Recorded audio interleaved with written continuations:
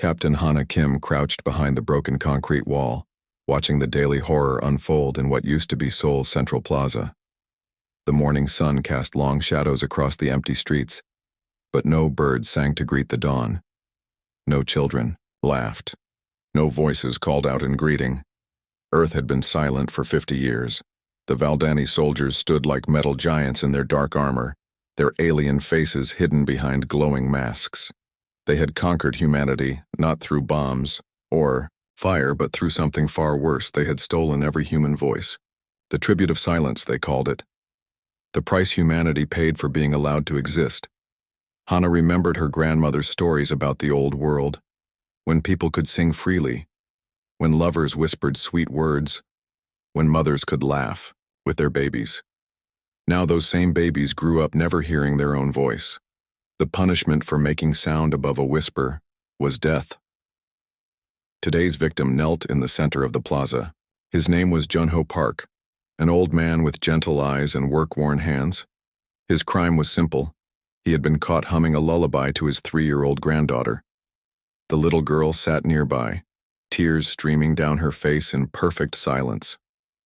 She had learned, like all human children, that crying aloud meant death. Administrator Vexthala, the alien commander of this sector, held up his bioscanner. The device could detect the smallest sound, the faintest whisper, even the rhythm of a beating heart if it grew too fast with fear. The technology was perfect, merciless, and always watching. This creature violated the silence laws, Vexthala announced in his harsh alien language. A translator device spoke his words in flat, emotionless Korean for the watching humans. The penalty is elimination. Hana watched hundreds of people gathered around the plaza. Their faces showed no emotion, but their eyes told different stories. Anger burned there. Hatred, pain, love for the old man who would die for the simple act of comforting a child. But most of all, Hana saw something the aliens had never noticed: communication. The humans spoke without words. A slight tilt of the head meant, "Be ready." A touch to the nose meant, "Danger approaching." A hand brushed against a thigh meant, "Supplies hidden here." Over 50 years, humanity had developed an entire language of silence. The Valdani saw broken slaves who had forgotten how to speak. They never realized they were looking at the most advanced silent communication system ever created. Dr. Minho Lee stood 20 feet away from Hana, pretending to watch the execution like everyone else. But his fingers moved in tiny gestures against his leg. "Ready," they said. "Tonight. Network active. Time to begin." Hana's own fingers replied in the same silent language. "Confirmed. All sectors. For Junho. For the children." The plasma weapon in Vexthala's hand hummed with deadly energy. Junho Park closed his eyes and mouthed silent words, probably a prayer, or maybe the same lullaby that had condemned him. His granddaughter reached toward him with tiny hands, her mouth open in a scream no one could hear. The energy bolt struck. Junho Park became dust and memory. The crowd began to disperse in perfect silence, but Hana saw the change in their movements. The way shoulders straightened, the way hands clenched into fists when the aliens weren't looking, the way eyes met and held for just a moment longer than before. Something had shifted in that moment of witnessing. For 50 years, humans had endured the executions, accepted them as the price of survival. But seeing a grandfather die for singing to a child had awakened something deeper than fear. It had awakened fury. Hana made her way through the silent crowd, following routes she had memorized years ago. Every step was planned, every turn calculated to avoid the alien sensors. She passed the old library where books sat unread because discussion was forbidden. She walked by the playground where children played games without laughter, celebrating victories with only smiles. The resistance had been building in this silence for decades. They had learned to be ghosts, to move without sound, to fight without war cries. The Valdani had created the perfect conditions for humanity's deadliest evolution, warriors who needed no sound to kill. In an abandoned subway tunnel beneath the city, Hana finally allowed herself to move normally. Here, surrounded by signal-blocking metal and ancient concrete the alien sensors could not reach. She touched a hidden panel on the wall and stepped into the room beyond. Dr. Minho was already there, along with 12 other resistance leaders from across the Pacific region. They still communicated in hand signals, the habit too deeply ingrained to break even in safety. But their message was clear enough. The children are being taken next week, Minho's hand said.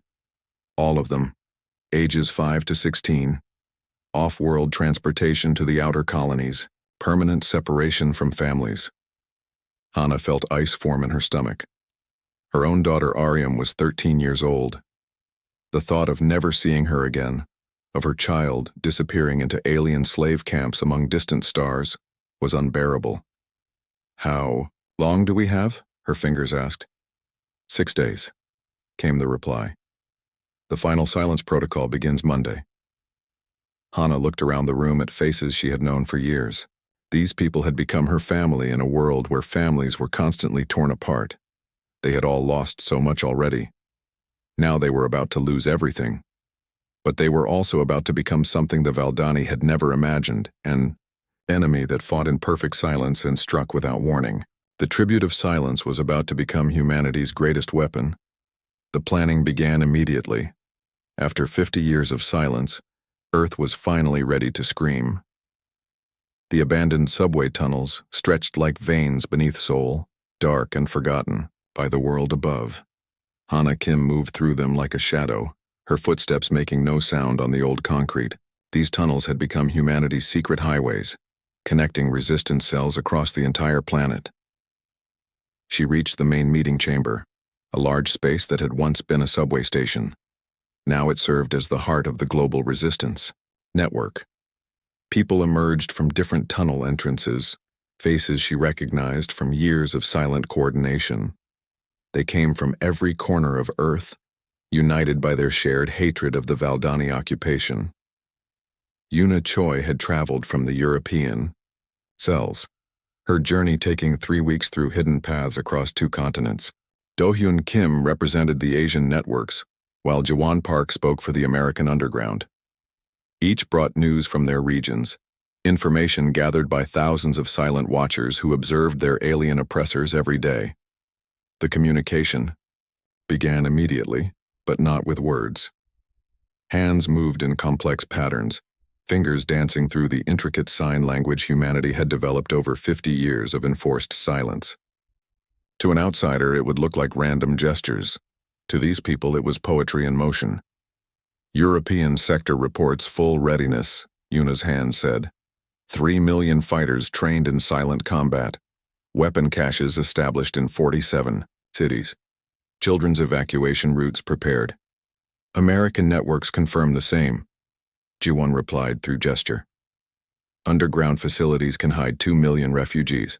Supply lines tested and secure. All coastal defense positions mapped. Dr. Minho Lee stood at the center of the group, his weathered face showing excitement for the first time in years. Behind him, covered by a dark cloth, sat his life's work. With ceremonial slowness, he pulled away the covering to reveal a device that looked like a cross between a microphone and a weapon. The resonance amplifier, his hands explained. 50 years of secret research has led to this moment. The device was beautiful in its simplicity. Human voices, when properly focused and amplified, could become devastating weapons against the Valdani. Their alien physiology made them extremely sensitive to certain sound frequencies. What they had used to control humanity could be turned against them. We learned to be silent, Minho's gestures continued. But we never forgot how to scream. He activated a small demonstration. The device hummed quietly, then released a focused sound wave that shattered a concrete block across the room. The humans felt only a slight vibration, but any Valdani in range would have been crippled by the sonic assault. Each amplifier can affect a 3-kilometer radius, Minho explained. We have built 400 of them, hidden in major cities worldwide. When activated simultaneously, they will create a planetary network of sound-based weapons. Hana felt hope growing in her chest for the first time in decades. But then a new figure entered the chamber, moving with the fluid grace that marked humanity's newest generation. 15-year-old Somin Lee approached the group, her young face serious beyond her years. Somin had been born 3 years after the A conquest. She had never known a world where humans could speak freely. But instead of being broken by this reality, her generation had become something extraordinary. They communicated through micro-expressions, reading emotions and intentions in the smallest facial movements. Their other senses had grown incredibly sharp to compensate for their enforced silence. Without making a sound, Somin's eyes conveyed a complex message about Valdani patrol patterns in the northern districts. Her slight head movements indicated supply cache locations. A tiny gesture with her pinky finger warned about a security breach in Sector 7. She delivered more information in 30 seconds of silent communication than most people could speak in 10 minutes. "The children are our secret weapon," Do-hyun's hand said as he watched Somin work. "The Valdani see them as completely broken, raised in silence from birth. They have no idea what these young people have become." It was true. The children born after the conquest had developed abilities their parents could barely understand. They could coordinate complex operations across entire cities using only eye contact and subtle body language. They moved through alien checkpoints like ghosts, invisible to creatures who relied heavily on sound-based detection. Somin turned to face the group and began a demonstration. Using only her eyes and tiny facial expressions, she organized a supply run that would move medical equipment from the tunnels to 3 different safe houses across the city. 12 people received their assignments without a single hand gesture or written word. The Valdani surveillance systems, designed to detect verbal and written communication, would never notice this exchange. "This is how we survived," Yuna's hand said with obvious pride. "While the aliens thought they were destroying us, we were evolving." The meeting continued for hours. Maps were shared through touch, allowing blind fingers to read raised marks that indicated Valdani positions, human safe zones, and strategic targets. Supply lists were communicated through a complex system of finger taps against different body parts. Battle plans flowed through the group like water, understood by all without a single spoken word. As dawn approached above ground, the resistance leaders prepared to return to their regions. Each would carry the same message back to their networks. The final silence protocol meant there was no more time for preparation. The children would be taken in 4 days. The war would begin immediately after. Hana watched them disappear into different tunnels, melting back into the shadows like they had never been there. In 6 hours, Somin would coordinate the largest silent supply operation in Resistance history, moving weapons and equipment to staging areas across 3 continents. The girl would do this while attending mandatory education classes under alien supervision, her teachers never suspecting that their quiet student was commanding a global network. The network of shadows was ready. 50 years of silence had created the most sophisticated underground communication system in human history. Soon that silence would become a weapon that would shake the galaxy itself. The message spread through the resistance network like lightning through water. Emergency signals flashed from building to building, carried by mirrors reflecting sunlight in coded patterns. Hands moved in frantic gestures behind windows. Eyes met across crowded streets, sharing the most terrible news humanity had received in 50 years. The final silence protocol had been announced. Hana Kim stood frozen in her small apartment, watching the official broadcast on the mandatory viewing screen all humans were required to have. Administrator Vex Thala's alien face filled the display, his words translated into emotionless Korean by the machine voice. All human offspring between the ages of 5 and 16 will be relocated to orbital education facilities, the translation announced. This relocation is permanent. Families will not maintain contact. This measure ensures the complete elimination of primitive human cultural transmission. Hana's daughter Aryam sat beside her on the worn couch, her 13-year-old face pale, but determined. The girl's hands moved in quick, silent gestures. "I won't go, Mother. I'll hide. We'll fight." But Hana knew there would be no hiding. The Valdani bioscanners could detect human life signs through concrete walls. Their orbital ships could scan entire city blocks in minutes. There was nowhere to run, nowhere to hide. The broadcast continued with lists of collection points and schedules. Ariam's name appeared on the screen along with hundreds of others from their district. Collection time, tomorrow morning at 7. Transport departure, tomorrow afternoon. Destination, the mining colonies of Kepler 442b, 47. Light years from Earth. Hannah pulled her daughter close, feeling the girl's rapid heartbeat against her chest. Around them, through the thin apartment walls, she could hear the sounds that marked human desperation. Muffled sobs that people tried desperately to keep quiet. The soft thumping of fists against walls. The whispered prayers that barely registered, above the permitted sound levels. That night, the Resistance Network activated every communication channel they had.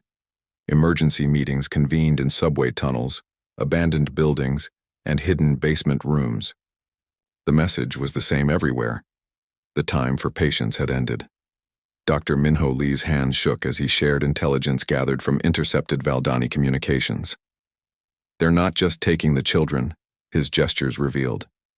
This is the beginning of complete human elimination. The children will be worked to death in the mining colonies. The adults will be sterilized within the year. They plan to make Earth a Valdani colony world within a generation. Yuna Choi brought even worse news from her European contacts. The protocol isn't limited to Earth, she signed. Every human settlement in the galaxy is receiving the same orders. Luna Base, Mars Colony, the asteroid mining stations. They're ending the human species everywhere at once. Hannah felt something break inside her chest. Not just her heart, but something deeper. The last thread of hope that maybe somehow they could continue to survive through submission and silence. That thread snapped, and what replaced it was pure rage. She wasn't alone. Around the underground meeting chamber, she saw the same transformation happening in every face. People who had spent 50 years accepting whatever punishment the aliens dealt out were becoming something different, something dangerous. Jiwan Park's usually calm demeanor cracked as he shared the final piece of intelligence. I intercepted a transmission from Commander Zenkalar to the Valdani High Command, his hand said.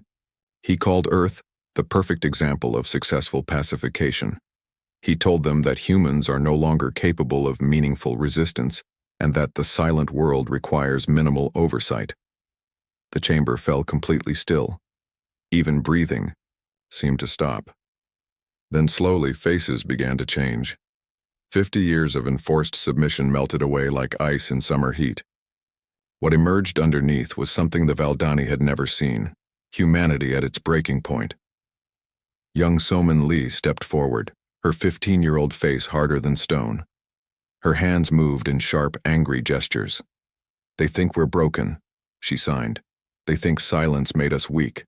They have no idea what we've become. It was true.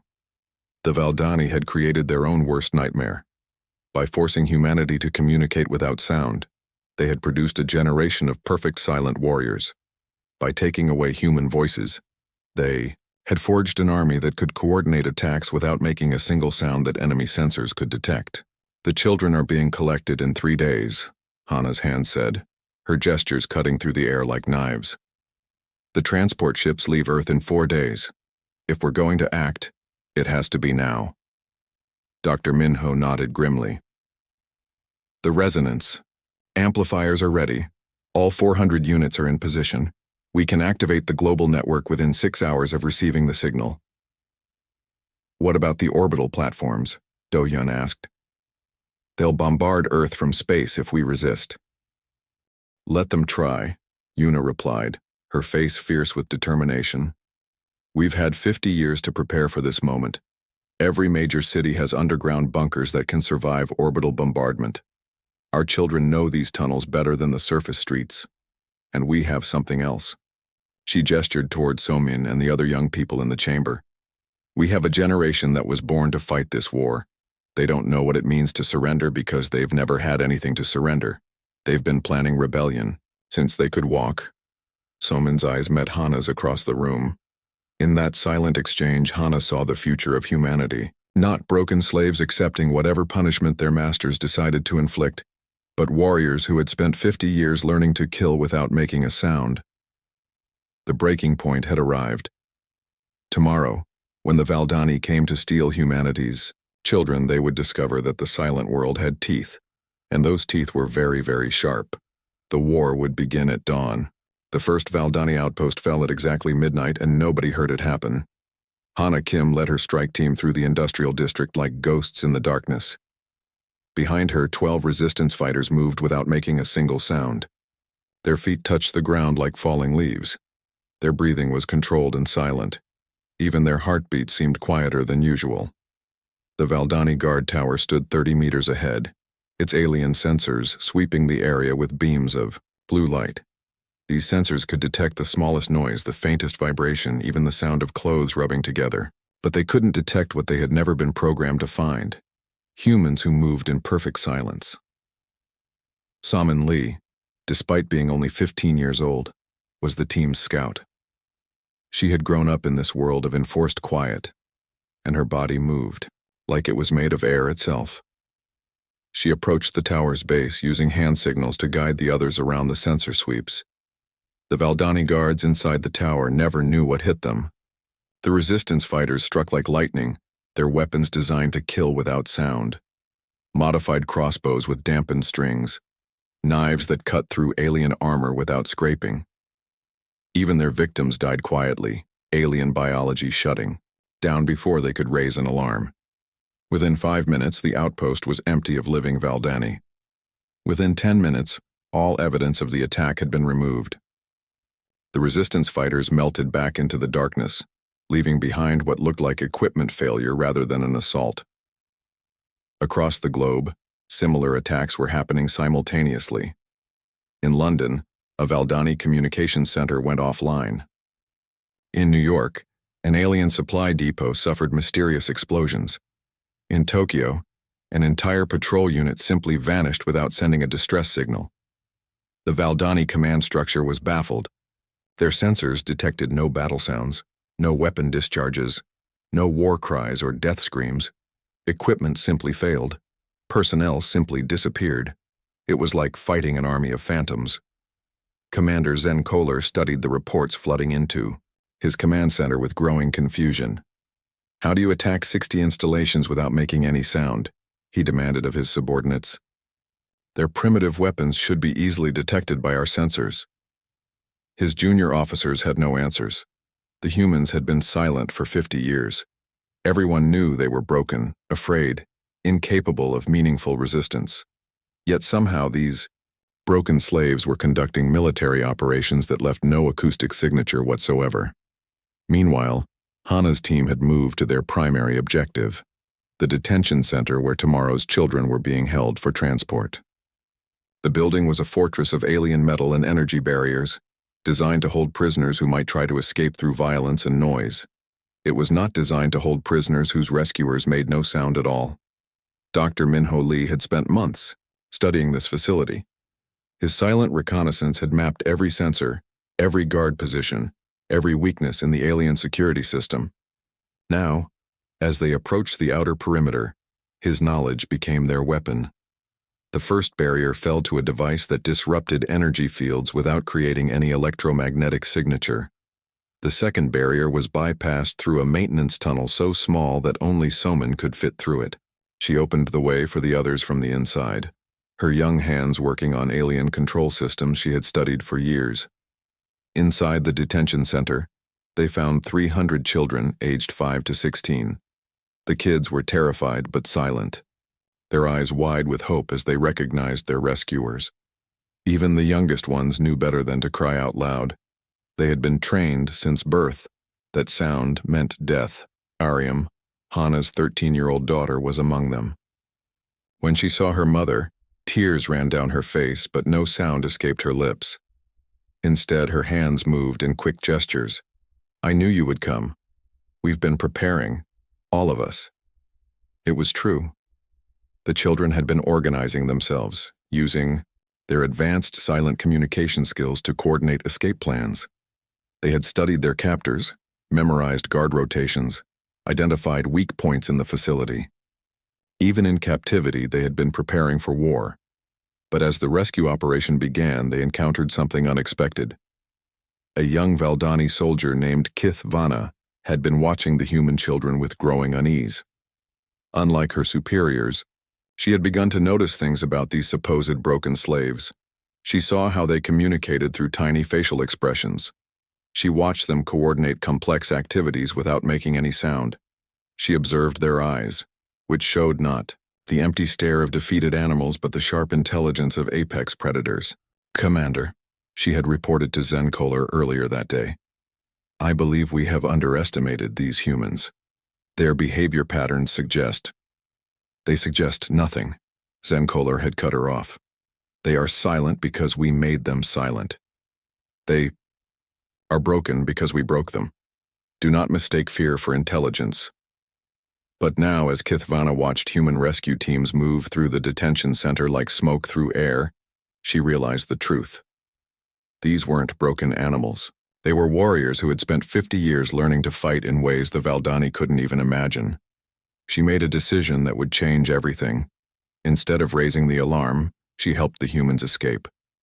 Her knowledge of Valdani security protocols allowed the children to slip away without triggering a single sensor. Why? Hana asked her through gestures, having learned enough of the alien's body language to communicate basic concepts. Kithvana's response was halting but clear. "Because your children are not broken, and neither are you." As dawn approached, 300 children vanished into the underground tunnels of Sol. Across Earth, similar rescues were succeeding beyond all expectations. The Valdani were discovering that their perfect surveillance state had one fatal flaw. It was designed to detect noise, not silence. The thunder before war was building, but it made no sound at all. The signal came with the first light of dawn, visible from every human settlement on Earth. Hana Kim stood on the rooftop of her apartment building, her right fist raised high against the morning sky. Across Seoul, across Korea, across every continent, 6 billion humans did the same. For 50 years, humanity had lived in enforced silence. For 50 years, they had watched their voices be stolen, their songs forbidden, their laughter punished by death. But in this moment, as the sun painted the sky red and gold, that silence was about to end forever. Hana looked down at her daughter Ariam, who stood beside her with tears streaming down her face. The 13-year-old girl had never heard her. Mother's real voice had never spoken above a whisper in her entire life. But today that would change. The countdown began through their silent network. Hand signals flashed from building to building. Mirror reflections carried coded messages across vast distances. 10 seconds, 5 seconds, 3, 2, 1. Hana took the deepest breath of her life, opened her mouth, and screamed. The sound that erupted from her throat carried 50 years of rage, pain, love, and defiance. It was joined instantly by Ariam's voice, high and pure and full of hope. Then by every human voice in the city, in the country, on the planet. 6 billion people screamed at once. The resonance amplifiers hidden throughout the world activated simultaneously, catching the human voices and transforming them into something devastating. The devices took the raw sound of human fury and focused it into sonic weapons that could shatter alien technology and overwhelm Valdani senses. In the Valdani command center, Commander Zen Kohler was thrown to the ground as every piece of equipment around him began to malfunction.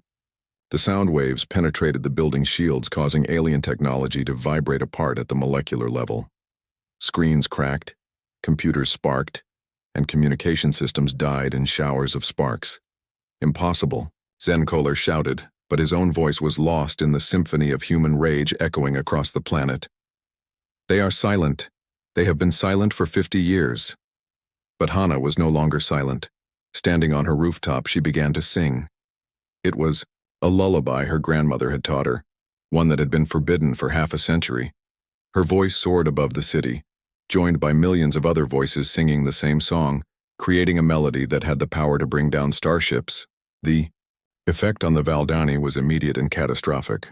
Their sensitive hearing organs, evolved on a quiet world with little atmospheric disturbance, couldn't handle the assault. Soldiers fell to their knees, clutching their heads in agony. Pilots crashed their vehicles as the sonic waves disrupted their navigation systems. Admiral Vex Thala, commanding the orbital fleet above Earth, watched in horror as his supposedly pacified world transformed into something unrecognizable. The planet below was no longer the quiet, broken sphere he had ruled for 50 years. It had become a source of devastating sound that was tearing his fleet apart. Fire on the surface, he ordered his gunners. Destroy every human settlement. End this madness. But the orbital bombardment weapons required precise targeting systems, and those systems relied on sound-based sensors. The human voices, amplified and focused by Dr. Minho Lee's devices, created so much acoustic interference that the Valdani couldn't lock onto any targets. Meanwhile, on the surface, the resistance fighters were moving.